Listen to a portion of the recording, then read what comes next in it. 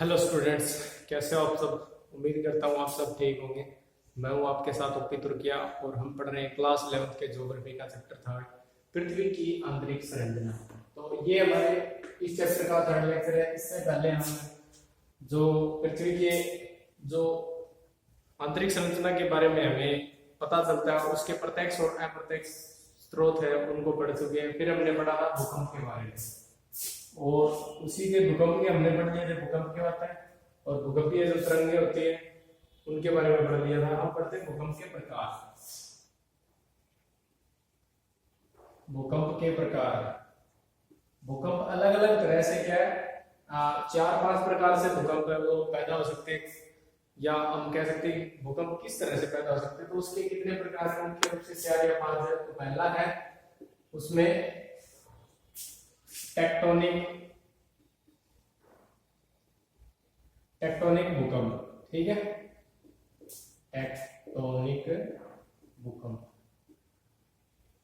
Tectonic भूकंप किसे कहेंगे, जब हम नेक्स्ट लेक्चर आएंगे तब हमें टेक्टोनिक्स एक्टिविटी के बारे में पढ़ेंगे। तो यहाँ थोड़ा बता देता हूँ आपको कि पृथ्वी है, उसके जो धरातल है या जिसको आप क्रस्ट कह देते हो, उसके ऊपर क्या है, अलग अलग प्लेट्स पाई जाती हैं, या आप कह सकते हो भूमि के अलग अलग क्या पाए जाते हैं, टुकड़े पाए जाते हैं। उनके किनारों पर क्या होते हैं, उनके अलग अलग तरह के किनारे होते हैं, तीन तरह के किनारे होते हैं उनके, अपसारी, अभिसारी और एक होता है स्थानांतरित, कायांतरित, सॉरी कायांतरित होते हैं। इसको जैसे बोलते हैं कन्वर्जेंट, डाइवर्जेंट और ट्रांसफॉर्म बाउंड्री होती है। तीन तरह की सीमाएं होती है, और उनमें क्या प्लेटों में जो मूवमेंट होती है, गति होती है, तो वो तीन तरीके से होती है। अगर प्लेट का मान लेते हैं ये किनारा, ये यहाँ से क्या झटकन है वो पृथ्वी के आंतरिक बलों के कारण आ गया, तो ये टुकड़ा अगर इस तरफ सरकेगा तब, और या जब इनमें क्या ऐसे मूवमेंट होगी, या ये एक ऐसे सरक जाएगी, या एक ऐसे, ये उल्टा भी हो सकता है, रिवर्स भी हो सकता है, तो इनके कारण वो भूकंप पैदा होते हैं। ठीक है, इनको क्या बोलते हैं, टेक्टोनिक भूकंप बोलते हैं। ठीक है, तो ये क्या होते हैं, जो भ्रंश भूकंप होते हैं, जो भ्रंशतल होता है, ये जो लाइन होती है भ्रंशतल, इसके किनारे पर पैदा होते हैं। समझ में आ गया आपके। नेक्स्ट बात करते हैं कौन सा भूकंप होता है। दूसरी तरह का जो भूकंप होता है उसको बोलते हैं ज्वालामुखी भूकंप। ज्वालामुखी भूकंप, ज्वालामुखी भूकंप कब पैदा होते हैं, जब पृथ्वी का जो धरातल है उस पर किसी वोल्केनिक एक्टिविटी के कारण जब वो विस्फोट के साथ बाहर निकलता है, लावा बाहर निकलता है, तो जब लावा बाहर निकलेगा तो उसमें क्या होगा, आसपास उस क्षेत्र के क्या होंगे, भूकंप है, या आप कह सकते हो, क्योंकि भूकंप का क्या होता है, जमीन का हिलना, कंपन होना पृथ्वी पे, तो वो जब कंपन होता है तो उसको भी क्या है, भूकंप के एक प्रकार की कैटेगरी में रखते हैं।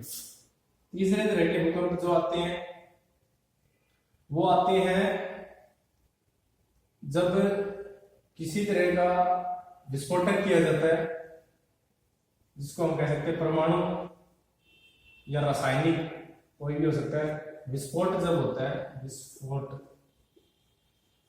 के कारण है पृथ्वी में छोटे, इसमें क्या कम स्तर के सबसे जो खतरनाक भूकंप आते हैं, आप ये कह सकते हो जो विनाशकारी जो भूकंप आते हैं वो किससे आते हैं, टेक्टोनिक भूकंप से सबसे ज्यादा खतरनाक भूकंप आते हैं, विनाशकारी, जिससे जो नुकसान है, डिस्ट्रक्शन है, जो आप ये कह सकते हो जान माल को जो नुकसान है सबसे ज्यादा इस तरह के भूकंप से होता है। और इसका जो प्रभाव है वो बड़े क्षेत्र पर, विस्तृत क्षेत्र पर होता है, विस्तृत क्षेत्र पर होता है इसका प्रभाव। अगर हम ज्वालामुखी भूकंप की बात करें तो ज्वालामुखी जिस क्षेत्र में क्या होगा, हटेगा, तो वहां आसपास के क्षेत्रों में होगा, पर इसमें क्या होता है, भूकंप का प्रभाव कई सौ किलोमीटर का, हजारों किलोमीटर का होता है, जैसे, और कई बार क्या हर जगह महसूस किया जाता है टेक्टोनिक भूकंप है। जैसे हमने कई बार महसूस किया, ये न्यूज में भी चलता रहता है कि भूकंप आता है कहाँ, पाकिस्तान में, पाकिस्तान के जो पश्चिमी क्षेत्र है वहां, और उसका प्रभाव है वो दिल्ली तक आता है। ठीक है, या कई बार भूकंप वो क्या हिमालय के जो ऊपरी भाग है, ठीक है, जिसको आप कह सकते हो जो ट्रांस हिमालय, जो ग्रेटर हिमालय, बाहर की तरफ है, जो बाह्य हिमालय है, वहां आते हैं भूकंप, और उसका प्रभाव क्या होता है पूरे भारत में, जो उत्तरी भारत है वहां पर दिल्ली, पंजाब, हरियाणा और राजस्थान तक महसूस किए जाते हैं। उसका कारण क्या है, ये बहुत विस्तृत होते हैं। ज्वालामुखी का क्या, उस पर्टिकुलर एरिया में जहां भूकंप का विस्फोट होता है वहीं पर होता है, कंपन होती है उसमें भी और इसमें भी होती है। परमाणु विस्फोट के कारण भूकंप का क्या आना, और ये दो स्तर पे, मान लीजिए किसी देश ने किसी क्षेत्र पर, जैसे हम ही मान लेते हैं, हमने क्या किया, किसी पार्ट पर परमाणु परीक्षण किया, परमाणु परीक्षण भी होता है, विस्फोट नहीं परमाणु परीक्षण, परमाणु विस्फोट को देश किसी पे कर दिया तो काइंड ऑफ परमाणु परीक्षण जब करता है, जैसे इराक करता है कई बार, जैसे वो आपने कोरिया का सुना होगा किम जोंग, वहां पर जब परमाणु विस्फोट होता है तो पूरी दुनिया को पता चल जाता है, ठीक है, कि वहां पर कंपन हुआ, कंपन से वो वहां पर क्या लोकेशन पता चल जाती है कि देश में क्या परमाणु परीक्षण किया गया, जिसके कारण से भूकंप है वो पैदा होते हैं, ठीक है। एक मैं पॉइंट बताना भूल गया, ये प्रकाश से पहले रिएक्टर स्केल इसी में आएगा, हाँ चलो ये करवा देता हूं, फिर उसके बाद करेंगे। एक जो भूकंप का टाइप होता है वो होता है बांध, बांध के कारण बांधों से भी भूकंप आ सकते हैं, कारण क्या होता है, दबाव से। मान लीजिए कोई क्षेत्र है, वहां पर क्या है, क्योंकि जब बांध बनेगा तो उसमें जो पानी है वो बहुत ज्यादा इकट्ठा हो जाता है। कभी आप भाखड़ा नंगल डैम जाके देखना, ठीक है, वहां पर इतना विशाल क्षेत्र है, झील है, वो पानी अगर एक जगह पे इकट्ठा हो जाता है तो उस पानी इकट्ठा होने से क्या है, वहां उस क्षेत्र पर क्या भूकंप आ जाते हैं। और ऐसा कहाँ आया था, भारत का तो कोयना क्षेत्र है, कोयना बांध है, उसके पास आया था। एग्जाम्पल लिखा हुआ है उसमें बुक में या हायर क्लासेस की बुक में लिखा हुआ है कि बांध के कारण क्या भूकंप पैदा हो सकते हैं, दबाव के कारण, ठीक है।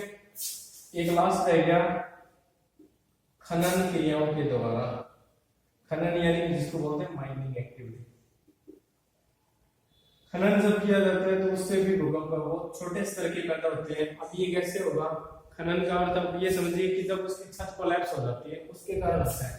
आपको पता होगा जैसे धरातलीय भाग है कोई भी, और उसके अंदर मान लेते हैं हमें खनिज वो यहाँ पाए जाते हैं, मान लेते हैं हम लोहा है या कोई भी पेट्रोलियम पदार्थ है वो यहाँ पाए जाते हैं। हमने क्या किया, उसमें क्या सुरंग बना करके है, हमने क्या किया, लंबी सुरंग बना करके उससे हमें निकाल रहे हैं, क्या हम निकाल रहे हैं खनिज, तेल हो चाहे कोयला हो कुछ भी हो, ऐसा हो सकता है कोई भी। तो जब वो निकालते हैं तो उससे क्या होता है, अगर मान लेते हैं ये छत है वो पूरी पूरी ये वाला एरिया कई सौ वर्ग किलोमीटर में एरिया होता है, ये जब पूरा गिर जाता है यहाँ तो उससे क्या होता है, छोटे स्तर के भूकंप आते हैं। तो ये भी एक भूकंप की श्रेणी में आता है, ठीक है। तो भूकंप के 5 प्रकार आप रखेंगे याद, ठीक है, एग्जाम के पॉइंट ऑफ व्यू से बहुत इंपॉर्टेंट है, ठीक है। और इसमें क्या है आगे है, इसमें रिएक्टर स्केल का जो बताना था अभी आपका रह गया था। मान लीजिए भूकंप उसकी तीव्रता को कैसे मापते हैं, वो तो हमने पढ़ा था। भूकंप को अभिलेखित कैसे करेंगे, यहाँ पढ़ेंगे कि भूकंप की तीव्रता है उसको कैसे मापते हैं। भूकंप की तीव्रता को रिएक्टर स्केल पे मापा जाता है, जिसको मर्केली ने सबसे पहले क्या है मापा था, इटली के थे वो, मर्केली स्केल पर मापा जाता है, रिएक्टर स्केल पे मर्केली स्केल भी बोलते हैं इसको। इसमें क्या होता है, भूकंप की तीव्रता अलग है ये, ठीक है।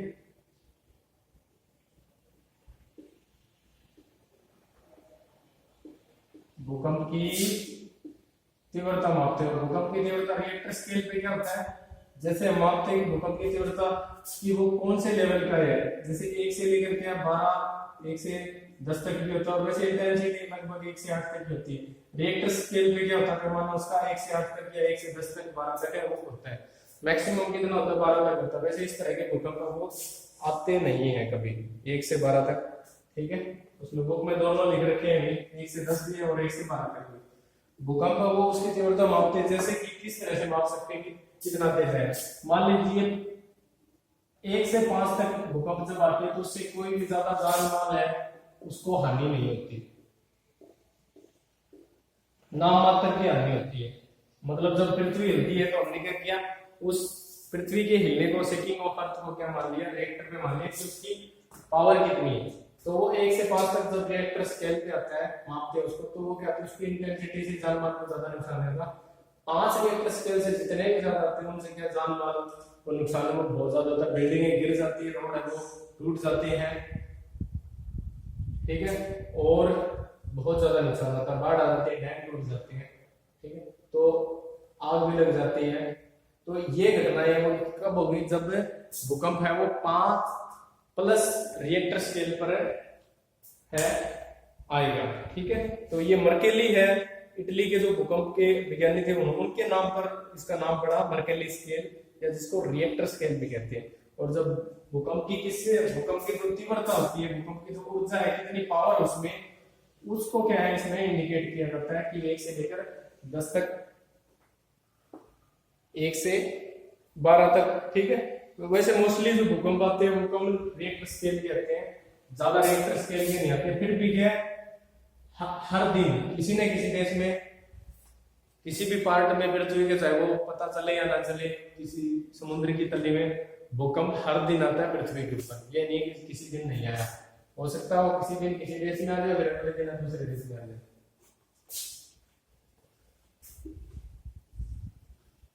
आगे जब भूकंप आता है तो उससे नुकसान क्या होते हैं? बहुत सारे नुकसान होते हैं। वो किस पे डिपेंड करता है? रिएक्टर स्केल पे। जितने ज्यादा रिएक्टर स्केल पे होगा उतना ही ज्यादा नुकसान है वो होता है। भूकंप के प्रभाव क्या होंगे? भूकंप के प्रभाव, भूकंप का सबसे बड़ा प्रभाव, भूकंप के प्रभाव ये बता देता हूँ आपको। बाकी बुक में पढ़ लेना, बिल्कुल आसान दिए हुए कि क्या होता है, बताएंगे कि क्या क्या हो जाता है। आग लग जाती है, बाढ़ होती है, इतना मैं बता देता हूँ आपको। आग लगना, ठीक है, बिल्डिंगें गिरना, भूस्खलन,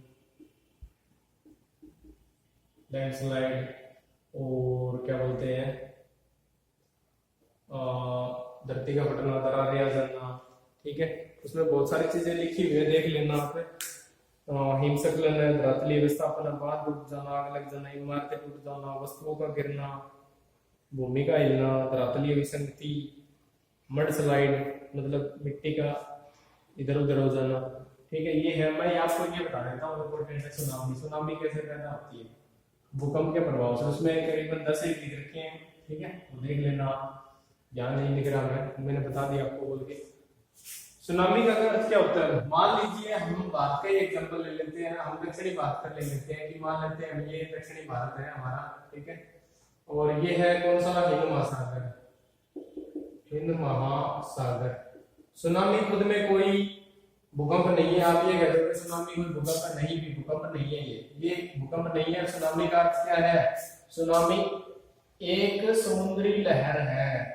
क्या है? एक समुद्री लहर, एक समुद्री लहर है जो कि भूकंप से पैदा होती है, भूकंप से पैदा होती है। ठीक है, जब भूकंप आएगा तभी पैदा होती है। और भूकंप कहाँ आएगा? जब भूकंप समुद्री भाग में आएगा, समुद्री भाग में आएगा तभी सुनामी आएगी। मैं कह दूंगा अभी हमारे गांव में जोड़ है, ठीक है, और उस जोड़ में जब भूकंप आया उसका पानी हिल गया तो उसको सुनामी नहीं कहेंगे, सुनामी नहीं कहेंगे। समुद्री भाग में जब क्या होगा? जब समुद्री भाग के अंदर, मान लेते हैं ये क्या है? समुद्री भाग है, हिंद महासागर है, या जैसे आप इसको बंगाल की खाड़ी कह सकते हो, अरब सागर है। तो यहाँ क्या होगा? यहाँ इस क्षेत्र पर मान लीजिए भूकंप का क्या है? अधिकेंद्र है। भूकंप का क्या है? अधिकेंद्र है, जिसको क्या बोलते हैं? एपिसेंटर है। भूकंप का एपिसेंटर है। तो भूकंप का एपिसेंटर होने के कारण क्या है? या फोकस भी मान लेते हैं, फोकस भी नीचे है क्योंकि वो 90 डिग्री पे तो होता है उसके नीचे बिल्कुल, या ये उसके 90 डिग्री पे होता है। तो इस क्षेत्र पे आने पे क्या होगा? यहाँ पर जब एकदम से धरती हिलेगी, भूकंप आएगा तो क्या होगा?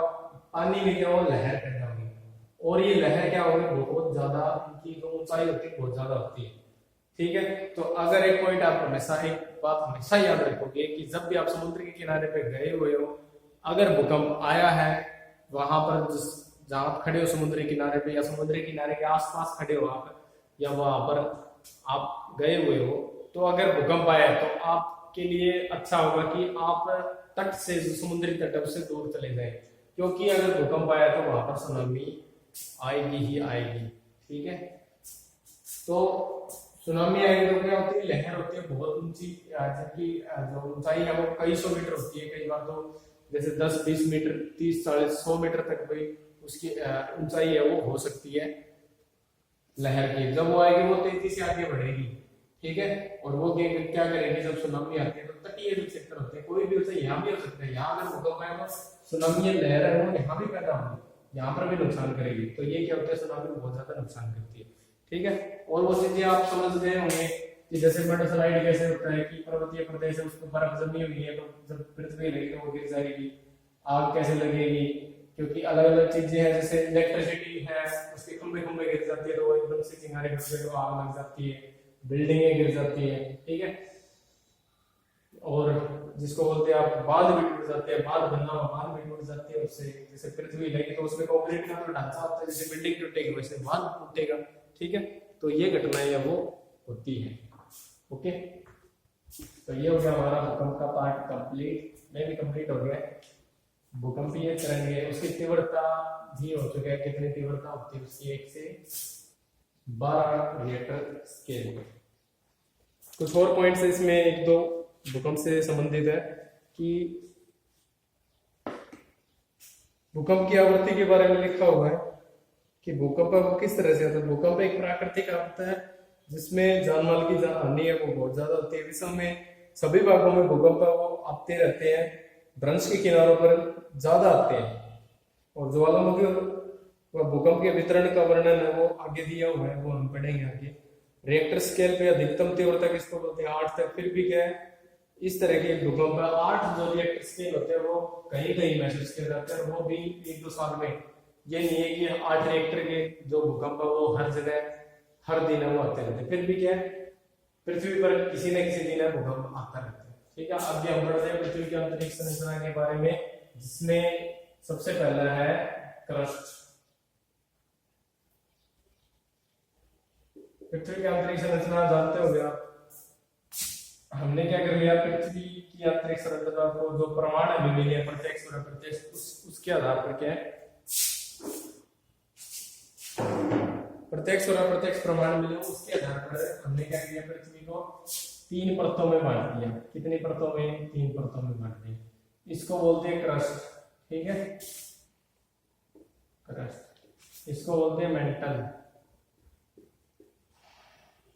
मेंटल पागल वाला मेंटल नहीं है, ठीक है, ये है इसमें। ठीक है, और इसको बोलते हैं, ये वाला जो बीच वाला पार्ट रह गया है इसको बोलते हैं कोर, या इसको केंद्र भी कह सकते हो आप। पृथ्वी में आपको पता होगा, पीछे बताया था, जो उसकी गहराई होती है मिडिल पॉइंट तक कितनी होती है, 6370 किलोमीटर। ठीक है, और इन सब की विशेषता लिखी हुई है, वो अभी बता रहा हूँ आपको पृथ्वी की संरचना के बारे में। तो सबसे पहले बात कर लेते हैं क्रस्ट की, ऊपर पट्टी की। फर्स्ट है क्रस्ट, या जिसको आप कह सकते हो ऊपर पट्टी। ऊपर पट्टी है वो क्या, पृथ्वी के बिल्कुल ऊपरी भाग में स्थित होती है, ये वाली। इसको क्या, पृथ्वी के ऊपरी भाग होता है, ठोस होता है, ठोस होता है। ठीक है, किससे बना है, ये बना है सिलिका, हिंदी में लिख देता हूं मैं, ये बना है सिलिका और एल्यूमिनियम। सिलिका और एल्यूमिनियम से बना है, जिसके कारण इसको क्या बोलते हैं, सियाल बोलते हैं, सियाल। ठीक है, सियाल बोला जाता है। और इसकी कुछ और विशेषताएं हैं कि इसमें इसकी जो मोटाई है उसके बारे में भी लिखा हुआ है कि मोटाई कितनी पाई जाती है। क्रस्ट की जो ऊपर वाला जिसपे हम रह रहे हैं इसकी बात कर रहे हैं, इसकी जो मोटाई है वो महाद्वीपों में अधिक पाई जाती है। महाद्वीपों पर इसकी जो मोटाई है, क्या लिख रहे हैं, मोटाई, सॉरी मोटाई, मोटाई की बात कर रहे हैं। मोटाई यानी क्रस्ट की जो मोटाई होती है महाद्वीपों पर अधिक होती है इसकी मोटाई। और क्योंकि क्या होगा, समुद्री भाग वैसे ही गहरा होता है, और महासागरों पर गहरा होने के कारण महासागरों पर क्या है, इसकी मोटाई है वो कम होती है। इसके अलावा जो पर्वतीय प्रदेश होते हैं उन पर क्रस्ट की मोटाई और भी अधिक होती है। पर्वतीय क्षेत्रों प्रदेशों में क्रस्ट की मोटाई और भी ज्यादा मोटी होती है। क्रस्ट की मोटाई और अधिक होती है, ज्यादा होती है। ठीक है, ये चीजें आप याद रखेंगे। इसके अलावा कुछ और पॉइंट्स है कि इसकी जो गहराई होती है, इसमें जैसे ऊपर पट्टी में जो सतह पाया जाता है, इसकी अगर हम औसतन मोटाई मानते हैं वो कितनी होती है, वो 200 किलोमीटर के लगभग होती है। कितनी होती है, 200 किलोमीटर के लगभग इसकी क्या होती है, मोटाई पाई जाती है 200 किलोमीटर के लगभग। और इसके अलावा इसकी और भी लिख रखा है कि घनत्व के बारे में, और औसत गहराई भी लिख रखी है। यहाँ मालवीपुर में इसकी जो औसत गहराई है वो कितनी होती है, 30 किलोमीटर होती है, और यहाँ होती है 5 किलोमीटर। और एक पॉइंट और है इसमें घनत्व की बात लिख रखी है। घनत्व वो लगभग कितना होता है, 2.5 के लगभग होता है, 3 के लगभग, सॉरी 3 ग्राम प्रति घन सेंटीमीटर, प्रति घन सेंटीमीटर। घन सेंटीमीटर इसका क्या होता है, घनत्व होता है, यानी इसका दबाव होता है। दूसरी तरफ महासागरों की बात करें, महासागरों का घनत्व क्या होता है, वो 2.7 लिख रखे हैं। ओके, 2.7 होता है इसका घनत्व। तो ये उसकी कुछ विशेषताएं, ऊपरी पार्ट है जिस पे हम रह रहे हैं। दूसरा पार्ट है मेंटल।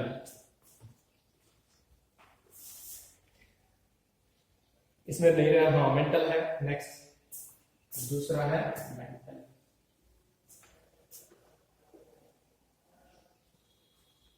मेंटल की जो गहराई है वो कितनी पाई जाती है, 2900 किलोमीटर के लगभग पाई जाती है। 2200 के लगभग इसकी मोटाई पाई जाती है, यानी कहां से लेकर यहां से लेकर, और जिस पार्ट से शुरू होती है उसको बोलते हैं यहाँ, या आप ये कह सकते हो क्रस्ट और मेंटल का जो बॉर्डर होता है, ठीक है, ये पूरी मेंटल है, इसका जो बॉर्डर होता है क्रस्ट और मेंटल का, इसको बोलते हैं मोहो। मोहो असंबद्धता या मोहो डिसकंटिन्यूटी, मोहो असंबद्धता बोलते हैं इसको, ठीक है। और इसकी जो गहराई होती है, दूसरा मेंटल,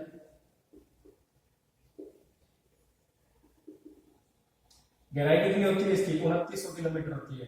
किससे, क्रस्ट का जो निचला पार्ट है यहाँ से। यहाँ पर 2-3 पॉइंट आपको ध्यान रखना आप है।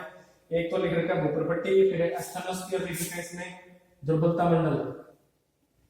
इसी के इस पार्ट में क्या पाया जाता है, यहाँ दुर्बलता मंडल पाया जाता है। क्या पाया जाता है, दुर्बलता मंडल, दुर्बलता मंडल, दुर्बलता मंडल पाया जाता है। स्थेनोस्फीयर बोलते हैं इसको, क्या बोलते हैं, स्थेनोस्फीयर। स्थेनो का मतलब होता है दुर्बल, ठीक है। दुर्बलता मंडल है, इसमें पाया जाता है, जो जिसका विस्तार वो 400 किलोमीटर तक पाया जाता है। और जब ज्वालामुखी उद्गार होता है, या आप कह सकते हो ज्वालामुखी जब फटती है, तो जब लावा बाहर आता है तो वो स्थेनोस्फीयर से ही यहां पहुंचता है। ओके, स्थेनोस्फीयर से यहां पहुंचता है। ये वाला जो पार्ट है, ये हम कह रहे हैं इसको, मैं चलो वाला इसे बना देता हूँ। ये वाला जो पार्ट है इसको हम क्या कहेंगे, दुर्बलता मंडल कहेंगे इसको, ठीक है। इसको दुर्बलता मंडल है। कितना है दुर्बलता मंडल, अभी बताया मैंने, 400 किलोमीटर गहरा है, 400 किलोमीटर गहरा है। इसके अलावा ऊपर वाला पार्ट मैंने बताया कि आपको, जिसको स्थल मंडल बोलते हैं, क्रस्ट का जो निचला भाग है, ये वाला जो पार्ट है, इस पूरी को क्रस्ट बोलते हैं। और इसका जो ऊपरी पार्ट है, ठीक है, उसको बोलते हैं स्थल मंडल। ऊपरी भाग जो 200 किलोमीटर का होता है उसको बोलते हैं स्थल मंडल, स्थल मंडल।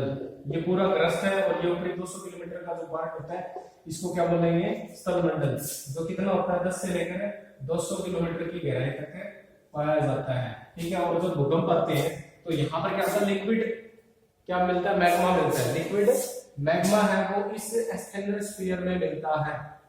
इस स्थेनोस्फीयर में क्या मिलता है, लिक्विड फॉर्म में मिलता है। तो ये क्या है, जब भूकंप ज्वालामुखी फटते हैं तो जो लावा बाहर आता है निकल के, वो इस पार्ट से आता है, ठीक है। इसका ओरिजिनेट यहाँ से होता है, जब आएगा तो उससे क्या होता है, द्रव है वो क्या होता है, बाहर निकलता है, ठीक है। उससे क्या है, बाहर निकलता है वैन के थ्रू। यानी वो किससे जुड़ा हुआ होता है, वो जुड़ा होता है यहाँ दुर्बलता मंडल से, दुर्बलता मंडल।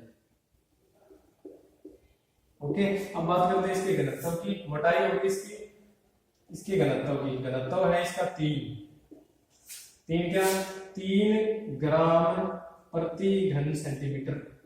घन पता होगा आपको क्या होता है, प्रति घन सेंटीमीटर, ठीक है। घन जो क्यूब होता है ना, क्यूब, यानी जो 1 घन सेंटीमीटर होता है पूरा, 1 घन सेंटीमीटर, 1 घन सेंटीमीटर पे कितना दबाव पड़ता है, 3 ग्राम। तो ये इसका क्या है, घनत्व होता है, किसमें, मेंटल में। ओके, पॉइंट क्लियर है। और इसमें जो पाई जाती है, जो पीछे मैंने पढ़ा था उसमें कौन कौन सी विशेषता पाई जाती है, सियाल जैसे हमने पढ़ा था, सिलिका और एल्यूमिनियम, इसमें क्या पाया जाता है? सीमा, इसको बोलते हैं सीमा, सियाल सीमा। सीमा का अर्थ क्या होता है? सिलिका और मैग्नीशियम, ये मेंटल हेल्थ किससे बनी है? सिलिका और मैग्नीशियम से बनी है। ओके, इसका घनत्व हो गया, ये विशेषता है इसकी। इसके अलावा डेंसिटी है, जैसे जैसे गहराई में बढ़ते हैं वो क्या डेंसिटी बढ़ती जाती है। तो ये दो हो गए हमारे। लास्ट में कोर रह गए, कोर के बारे में पढ़ेंगे हम नेक्स्ट लेक्चर में। ओके, उम्मीद करता हूँ समझ में आया होगा आपको भूकंप के बारे में, और जो पृथ्वी की आंतरिक संरचना है किस तरह से उसकी परतें पाई जाती है। तो दो परतें हमने आज कर ली है। नेक्स्ट परत के बारे में और ज्वालामुखी के बारे में पढ़ेंगे हम नेक्स्ट लेक्चर में। अपना ख्याल रखिए, मिलते हैं बाद में, बाय।